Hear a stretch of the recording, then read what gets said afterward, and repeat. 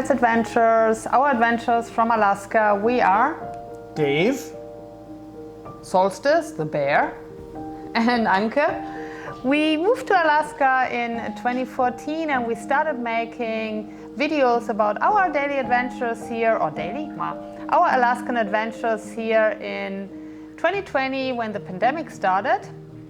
And we hope you enjoy our videos. And today we have a little bit of a different video. Usually we show you landscape and we show you hiking videos and outdoors videos. This time it will be more of a talking video because Dave had a request. yeah, I wanted to kind of document our moose hunt from this year. So.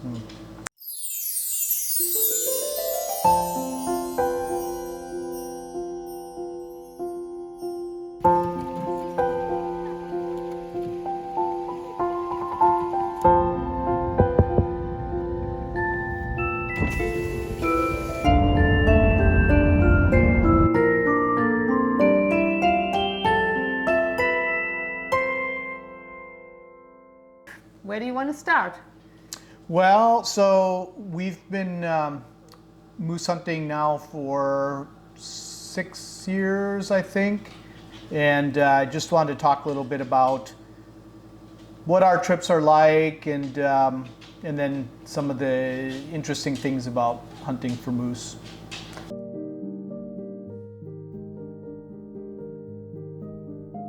Where we have our property on the Salcha River, the season's actually from the 1st of September through the 15th of September.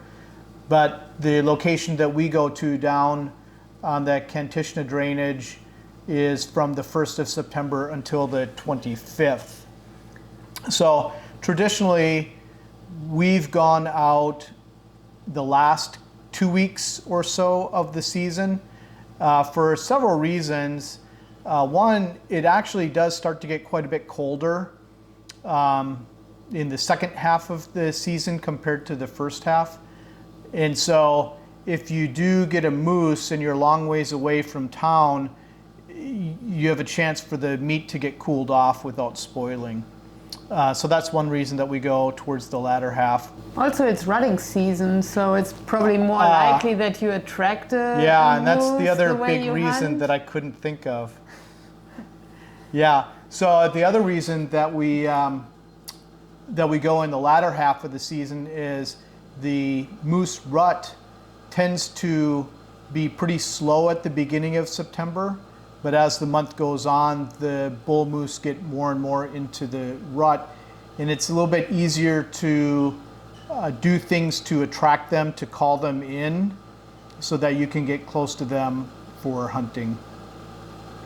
And where you are going, you cannot really go by car. It's a pretty remote location. I know we don't usually, people don't give away their hunting locations Kind of because like they have a fishing holes. You don't fishing really holes talk or berry picking areas.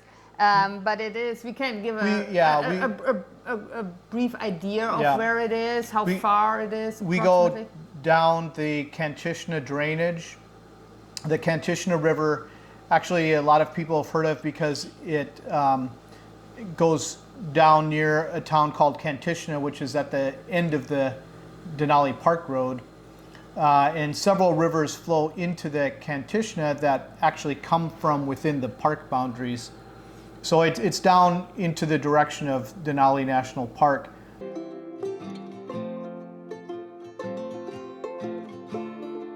We get there by actually boat.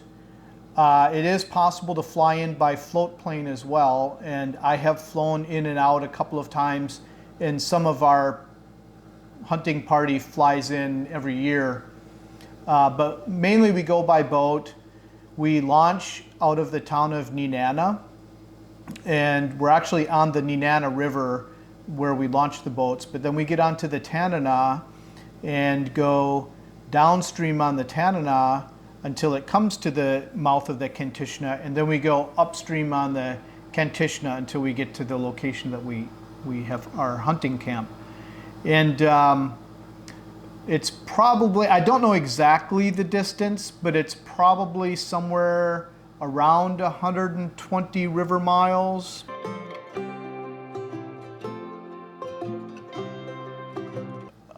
When we go by boat, our boats don't have large enough fuel tanks to make it that entire distance all at once. So we do have to stop at least once or twice to add fuel to our fuel tanks, and that takes some time. So all told, from when we launch in Nenana, it's probably 6.5 hours, six and a half hours to get to where our camp is. So my friend has had 2 boats for several years. One of the boats is, we call it the prop, but it has your standard outboard motor with a propeller on it. That boat is pretty large. It can carry a lot of weight, and actually the propeller gives you much more power and actually much more speed than what you get from a jet boat. The prop can haul a lot of weight and it can go a little bit faster, but the problem with the prop is the rivers that we go into are very, very shallow, and with the prop sticking down below the keel of the boat, below the bottom of the boat, you hit gravel and you hit sand, and you can damage the propeller, and you just can't move if the propeller gets stuck in the mud. So with the jet, they're designed so that the water intake is not lower than the bottom of the boat. So anything that the bottom of your boat can go over, the jet unit can also go over if you have to go over a log or something like that. So you can go in much shallower rivers. The downside with the jet is it has much less power. So if you have the same size engine, you get much less power. So that means less speed and you can't carry as much. So we have the one for hauling things, and then we have the other one for really going up the river for hunting.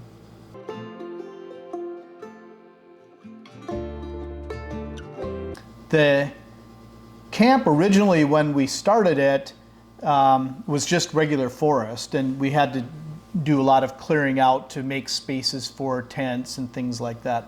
But we have lots of tarps that we set up to protect from rain, and we have several tables that we set up for all of our cooking area, and we have stoves that run on little propane containers. We usually sleep in individual tents, and so we have several tents set up, 5 or 6 tents set up for people to sleep in. And that way you can keep your gear kind of separate as well, so that your gear isn't all mixed in with everybody else's. But it ends up being a pretty nice, comfortable camp. We have camping chairs. We have a very large fire pit. So it ends up being pretty nice after we get it set up. It's a nice setup. Yeah.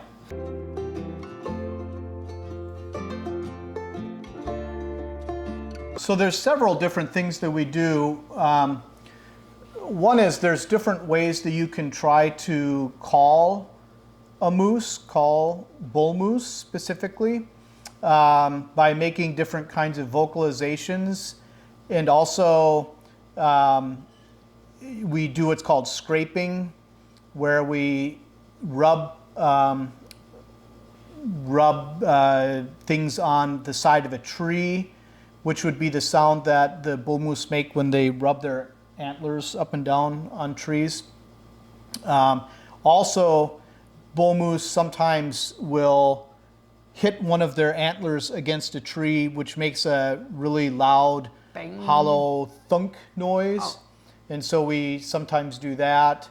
The vocalizations that usually we make are a sound that's supposed to mimic a cow moose who's in distress or is being irritated by a bull. And the theory is if a large bull hears a cow that's being harassed by another bull, he'll come to try to challenge that bull and steal her away. I can show you how that sounds like. 1 second.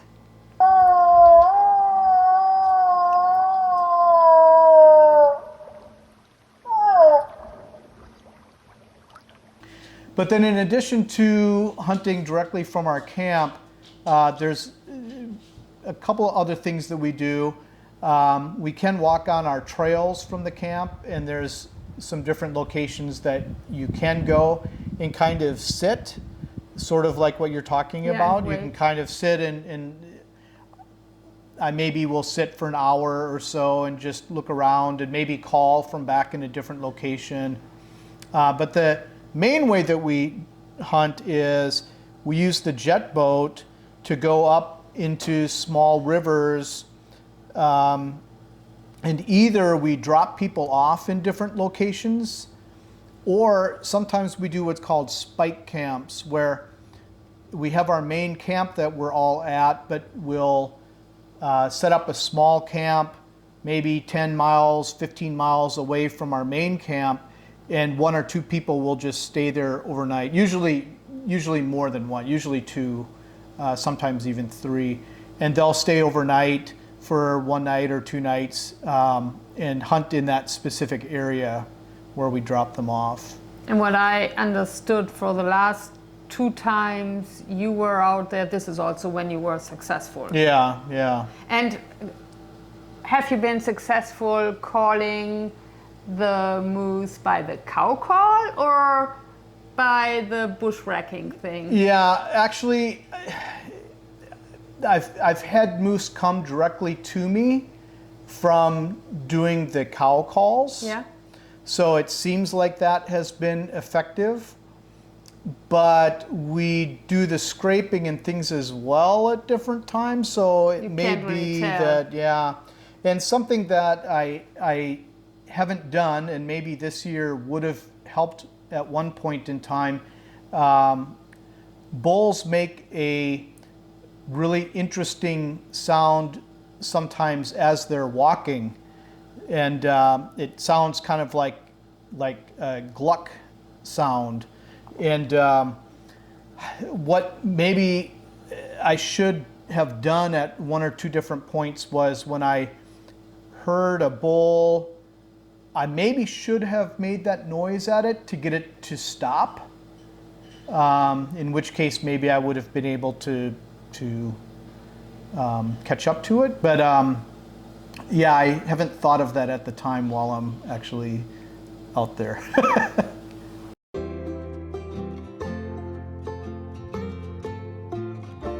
This year, we actually did 2 different spike camps. The first night, or the first time that we went out, using my boat, we dropped off a couple of other guys at one location, and then my brother and I went further up the river and made a spike camp. And after we had set up our tent and kind of gotten our gear arranged, we started scouting out the area, and I had done some cow calls, and we were standing kind of on a gravel bar. And the first thing that happened was there was an earthquake not too far away in Alaska terms. I mean, maybe it was 70, 80 miles, I don't know. But I could feel the ground vibrate, and I wasn't quite sure what it was. It wasn't like obvious that it was an earthquake, but Bigfoot. I found out later. I actually thought, well, maybe it was a moose. But maybe 5 minutes after that, I started to hear a bull moose make the glucking noises. They were in a cadence that was a little bit slower than what I had heard from other bull moose. He was making a noise, and then it was several seconds before he would make another noise. But I could hear him, and it was very faint, but I could tell what direction it was from. And I asked my brother if he heard it, and he didn't, but maybe because he didn't know what to listen for. But I could tell that it was going in a certain direction. It was walking. So at that point, maybe it would have made sense for me to try to make a glucking noise back at him so that he would think there's another bull and maybe would have stopped or possibly even come towards us. But I didn't think of doing that. And instead, we decided to walk into the direction that I thought that I heard him going. So as we walked through the brush and through the willows, we came out to a point where I could see maybe 50 yards away, 40 yards away, the back of a moose and his shoulder and gigantic white rack. Probably the biggest bull moose that I've ever seen that close. And he was going around a bush right at that moment, so there was no chance to be able to hunt him, but he disappeared around the bush, and my brother and I went quickly but quietly to where he had been, hoping that maybe we would catch him, like he would stop or something. And we found gigantic bull moose tracks. Again, some of the largest bull moose tracks that I've seen out there while we've been hunting.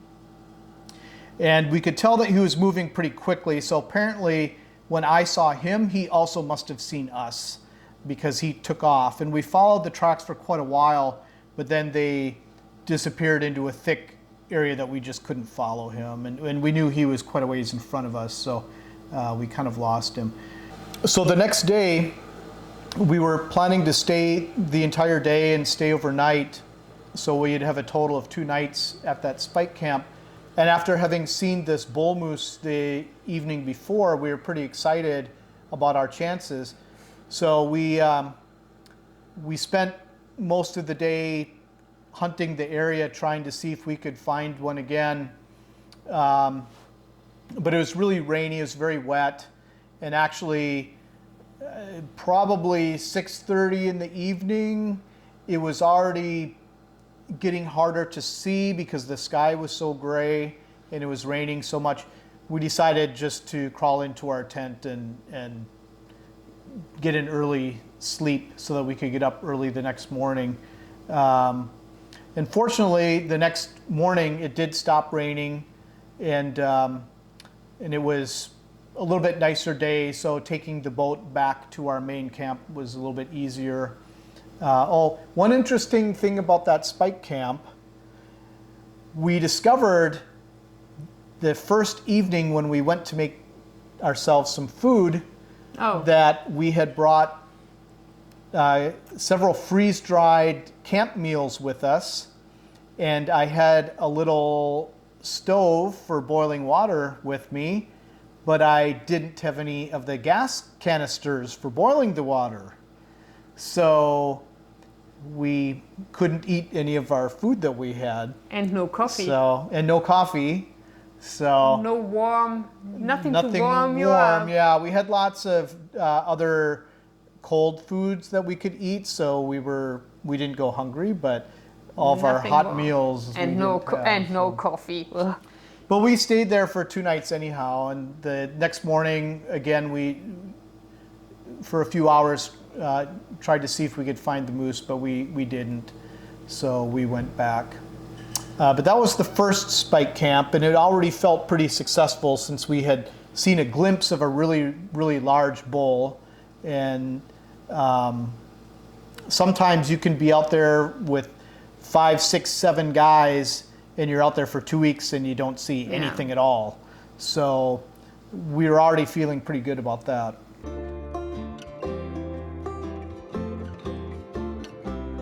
So a few days after the first spike camp that we did, we went back up again, and once more we dropped off some guys at another location. And this time we camped in a different spot.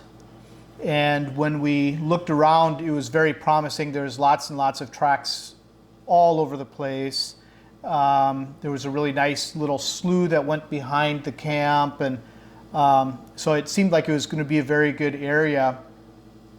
And I can't remember exactly what happened, but I heard something, and I was fairly certain that we did have a moose somewhere in the vicinity of our camp. So the next day, we tried to hunt through that area and see if we could get anything to come out to us. And we spent really most of the day without hearing much of anything. But then in the evening, I'd asked my brother if he would like to go and walk back on this slough that went behind the camp, because it was really nice. It was really pretty back there, and there was lots of interesting tracks of lots of different animals, not just moose tracks. So he started walking back in that area, and soon after he left, across the river to the other side from our camp, I started hearing some very unusual cow calls that were a different sound from what I had heard in the past. So I went out to the river, and I looked across the river and didn't see anything. So I went back to our camp and sat down in a nice comfortable chair again. And a few minutes later, I hear a commotion over on the other side of the river again. So I went out, and there's a cow. It was maybe across the river, maybe 60, 70 yards away from where I was. And I don't know if it saw me or not, but it was moving around, and eventually it went into the willows again. And then not too much later, I heard a noise again. And sure enough, there's another cow in almost the same location.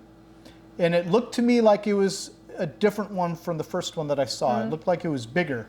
So now I was really surprised to see two different cows over on the other side of the river, very close to one another. So I was pretty excited that there was a bull somewhere near. And I had thought that I had heard a bull, that first evening as well. So I was feeling pretty good about things. And Rick got back to the little camp that we had, and I told him about it. And of course, he was disappointed that he was gone when all that happened. You sent him away. Yeah, I told him to leave. Check out the slough. And then I made up this big story. Right, exactly. So we sat down, and I think we had even started boiling water because now we did have gas, to make some food. And we're both sitting down when, fairly close to our camp on our side of the river, there was all kinds of crashing through the undergrowth, fairly close. And at first, our thought was, it's a bear. Yeah. And a bear who then wants your could tell food. that the crashing was going closer towards the river. And then we heard a large kersplash, followed by another large kersplash. And we were going as quickly as we could to the riverbank.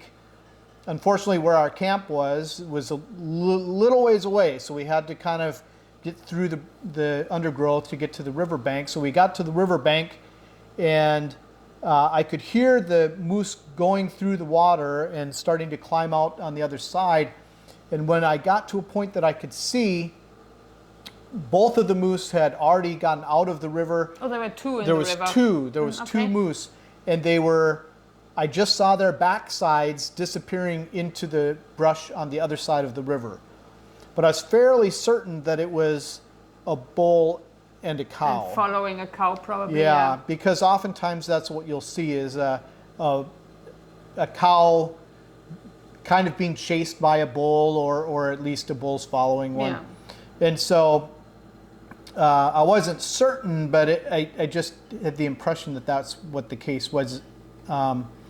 So the ones that I had seen previously, maybe half an hour before, were on the other side of the river, and now these two came from our side and crossed to the other side of the river. So this is already evening, and even at that point, it was starting to get a little bit dark. So we went to bed fairly early with the intention of getting up early in the morning to see if we could see any of these moose. And the next morning, it started to get light at maybe around 7 a.m. So I got up and I went out and I went to the river, and there was fog that was so thick that I couldn't even see the other side. So I went back to the tent and I told my brother, yeah, we might as well just lay here for a little while longer, sleep a little bit more because you can't see anything.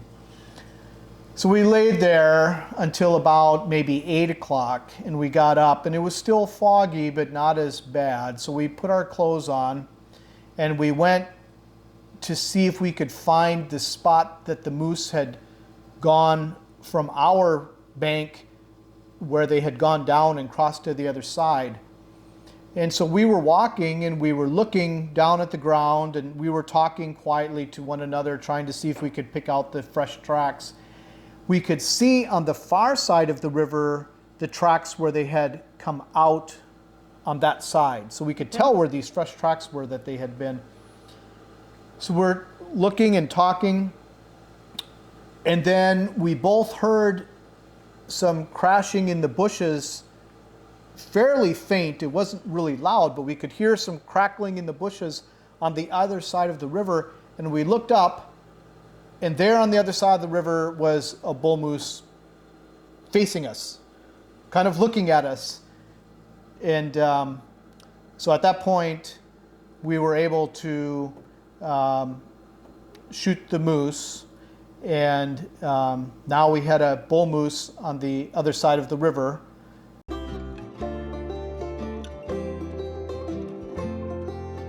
So we grabbed some equipment that we need for cleaning a moose, and we took the boat and went to the other side of the river and got out and found it right exactly where we thought it was. And yeah, it was in a really great location because it was fairly open. There wasn't a lot of undergrowth right under it, and it was fairly close to where we could park the boat, so we didn't have to carry things for a long distance. We got to it, and it was probably about 9 o'clock when we started working on getting the moose taken apart. So because an animal weighs 1,400 pounds, you can't just pick it up as it is and Put load it over your shoulder and load it load onto a boat.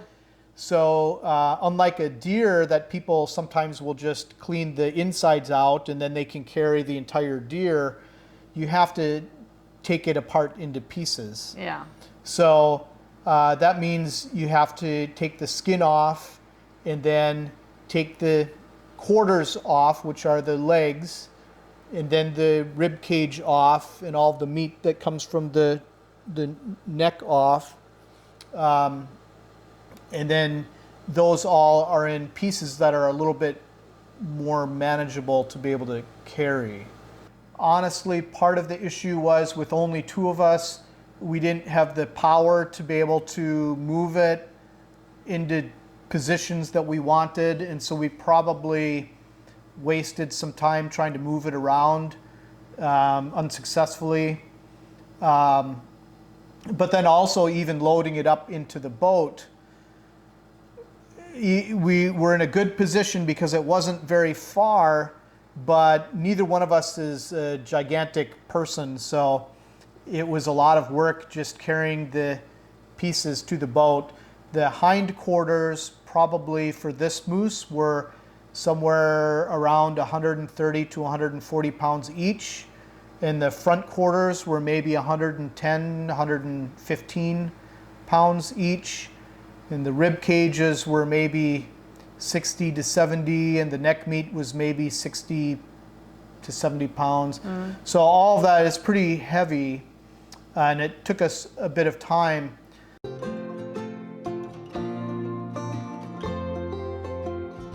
We don't actually take the moose hide. Moose hide is kind of nice if a person has the ability to tan it and to make leather out of it, but it actually weighs a lot, especially with the hair still on it. So it's a lot of weight, and we just don't have boats big enough to be carrying all of that. The lungs and the intestines we don't take. We do take the heart. We actually take the tongue. We take all the meat, really all the usable meat. We try to get as much off as you can possibly get off of it. The last thing in Alaska, the last thing that you can take is the rack. Antlers, the antlers. You have to have all of the meat off and have all the meat ready to go before you can take the rack legally. So we actually loaded everything into the boat, and we still had the head with the rack on it, and it was actually to a point that it was starting to get dark. So we had made the decision that instead of trying to go back down the river to our main camp, that we would stay one more night at our spake camp. And the next morning we would go back and get the rack off of the head of the moose. So you went back to get the Yeah, antlers. so we got that, and then we went back to the camp. But then at that point, you need to get everything back out of the boat and hang it up in the trees.